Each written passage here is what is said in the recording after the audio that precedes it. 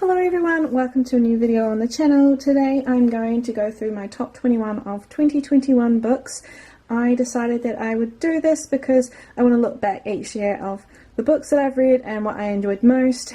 Unfortunately, not all the books that I read were in physical form. Well, I suppose that's not an unfortunate thing, but for now I'm going to start with physical books. Thankfully, a lot of them are that, and I'm going to just run through why I liked that series or something about it and then move on to the next book. Hopefully this video won't be too long because I don't actually know what I want to say until I get to it.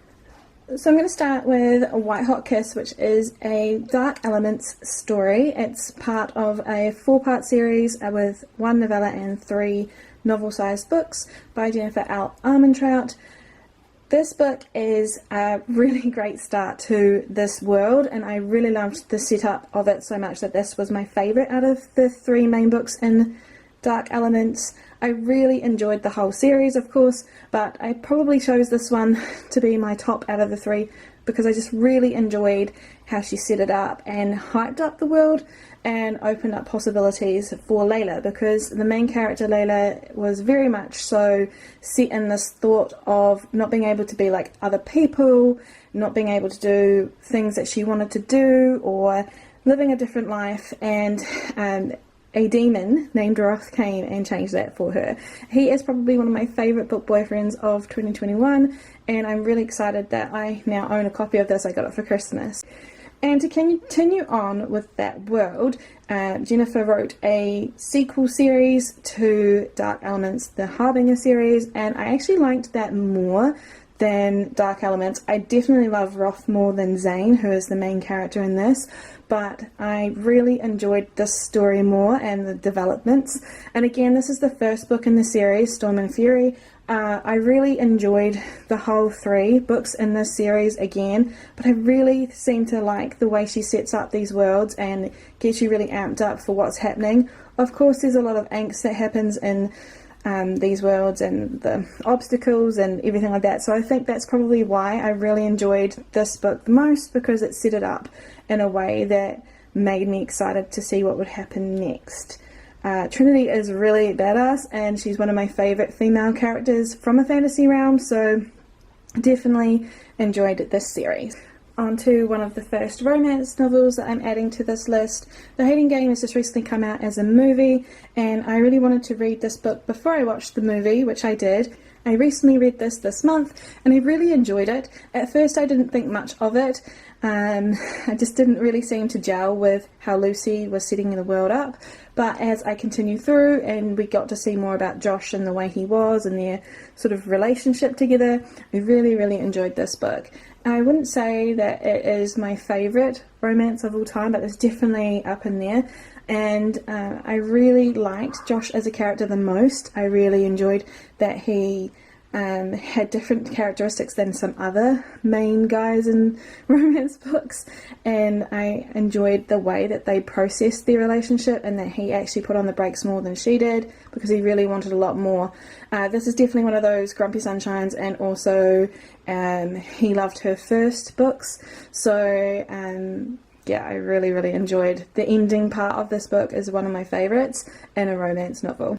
So now we're talking about Maybe Someday, which is one of the Colleen Hoover books that I read this year. I read the entire Maybe series, and I actually didn't feel like it needed to be a series. I really enjoyed this first book though. It was amazing, and it was my first Colleen Hoover book, so I wasn't prepared for the unexpected twists. This is a book about 2 people who are in relationships, and one relationship gets broken up because she finds out that her partner is being cheating on her with her roommate, and so she moves in with this guy across the sort of the apartment complex that she's been chatting with over the phone, and there's a lot of twists and turns in this that make it such an incredible read. I really enjoyed this book, and I have a huge moral compass around cheating, and Colleen Hoover was able to make something that I would never grasp or believe in seem quite reasonable. Like, to not give away the whole story, the cheating aspect sort of repeats, not in the same way, but it does, and I never thought that I would be able to come out at the end rooting for people who had essentially gotten together when they were already in a relationship. So yeah, it was really amazing, and the emotions were stellar. I really feel like a lot of Colleen Hoover's books are atmospheric and like really suck you in, and definitely was sucked into this world. I was talking about it for days after I finished it. So the next book I want to talk about is The Wicked King by Holly Black. Sorry, that's my dog in the background.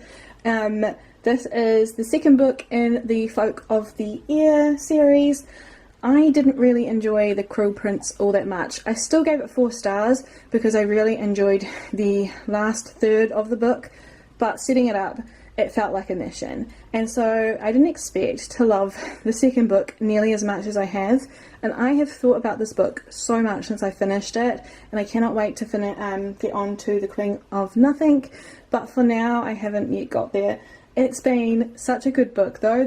I really enjoyed the second book. There was so much more betrayal, yet emotion involved in that betrayal, and I really enjoyed Jude as a character. She's probably my favourite female character of the year, just because she goes through so much in this book especially, and I really enjoy the fact that she shows a lot of vulnerability and the struggle to keep the power that she's gained. I really could talk about this book for a long time, but Carden is just amazing as well. I just love the pair of them together, and I cannot wait to read more and see what happens in the rest of their story. But for now, I'm just like super obsessed with Jude and everything that goes along with her. So A Court of Mist and Fury is my favourite out of the A Court of Thorns and Roses series so far. I've read the first 4 books pretty much back to back. At least I read the first 2 back to back, and admittedly I'm not seeing the huge hype around this author, but I do see the massive hype around this book and I understand it quite well. I really enjoyed the found family aspect of this book, and I enjoyed the storytelling in this a lot more than the first and the third. The third book for me is such a letdown, but I won't get into that right now. The fact that Feyre finally finds people in this world where she can be herself, and they accept her and they challenge her in a way that helps her heal from what happened in the first book is really remarkable. And the reason I gave it 5 stars was probably because of the found family aspect most. Of course, the romance in the story is really good, and I feel as though now that it's established in book 3, it's kind of a little bit repetitive and lost some of its spark, but definitely in this book it was amazing. So I was going to separate this up and talk about them in order of where I've put them on my top 21 list. I will show that, of course, at the end, but thought it would just be easier to talk about all 3 of them at the same time. Caraval series is my absolute favourite series of the year. I am so in love with this world, you have no idea. Stephanie Garber has become my favourite author, and to the point where I went off and grabbed the collector's edition as well. Yeah, I really love this book series so much. So they're all in my top 5, but Legendary is probably my favourite book out of the series, followed by Finale. Those 2 really set up the world for me in a way that I wasn't imagining it to go, and I truly loved Tella by the end of it so much. And of course, I am a huge Legend and Jax fan, so those 2 books make more sense for me to love than Julian and Scarlet's story. However, I really enjoyed the poetic prose and the really amazing metaphors that were littered throughout Caraval, the first book. It really hooked me in on her writing style, and I was just blown away by the magic and the twists and turns of this whole world. I am so in love with this series, and I'm going to tell everyone to read it. I was actually at the bookstore the other day and saw a lady looking at Once Upon a Broken Heart, and mentioned to her to read the series first because it was so key to reading the second, in my opinion. But I don't know, I can't even form words. I just love this series so much, and Jax has become like top tier book boyfriend of all time. So I read Gilded as a buddy read with a lot of my friends in a group chat that we have, and I am so glad that we took on this retelling. This is a retelling about Rumpelstiltskin, and honestly I am so in love with this world. I enjoyed every aspect of it, and the storytelling, the characters, it's all really rich and driven, and I cannot wait for book 2 in this series that comes out in 2022. And honestly, where else can I go from here? Serilda is amazing. I just love her character growth, and I love Gild so much. And even the king as the villain, he's a really great, well-written villain, and I have so much interest in him and his story as well, and I cannot wait to get to Cursed, which is the second book next year. So this is one of my most recent reads. I think I finished it a week ago, or maybe less. I really enjoyed this book. I was not expecting to at all. I just thought it was overhyped, but I can see why it has so much hype. I've never read a Bridget Kemmermere book before either, so I'm looking forward to reading her other stuff now. But Defy the Night is amazing. It's set in a world where there is sort of like a plague. It's called the Fever, I think, and it's about royals and the poor, sort of like a Robin Hood, where they steal from the rich and give to the poor to help with the cure, because there's only one thing that works to help sort of lessen the fever, and there's not enough of it going around. There's a bit of a monopoly around it, and there's also a whole bunch of betrayal and darkness happening within the royal court, and the prince and the king are both on different pages at points throughout the story, and there's a lot to be said about this book that I really don't want to say because it would give a lot of spoilers. But I really enjoyed Tessa, who is the main character in this book, and her relationship with Wes and Corrick. I really enjoyed seeing that all come out to play, and it's told in dual perspective, so we get Corrick's point of view and we get Tessa's point of view, and we really get to see how everyone is thinking, and I really enjoyed that about this book, and the vulnerability that we are exposed to during the storyline's progression, and what they've had to sacrifice in order to get to where they are and what they've lost. It's really well written, and the second book, I don't know when it comes out. I really cannot wait for it though, and I really enjoyed this book. It is such a good read, and I recommend it to everyone. So The Love Hypothesis is probably the most talked about on all social media. It went crazy viral, and I'm so glad that I picked it up. I really enjoyed Adam and Olive, to the point that I remember laying in my bed squealing like a juvenile. Just really enjoyed the book so much. It was amazing. It is a great romance story. I really love Grumpy Sunshine as a trope. I also enjoy when the guy loves the girl first. It's I just really love that. It's top tier. And also enemies to lovers. I wouldn't say that's in this, but there are some aspects where everyone thinks he's, Adam is very grumpy and awful, and that she should see him that way, but really Oliver's finding a different sort of story with Adam, and it's just so good. Ali Hazelwood knows what she's doing when she's writing. She knows how to make romance sound good. The spicy level was decent. I'm not a huge smut fan, but I really enjoyed what was in this book, and I am so in love with this book. There's just so much I can say. I really enjoyed the STEM aspect as well. I've not read STEM before, a STEM novel, and I really liked how it was balanced. It wasn't too over the top, and you didn't have a lot of jargon that you had to try and understand and go to Google to get all the terms, but it was enough that you could really see the world build in your head, and I really appreciate that in an author.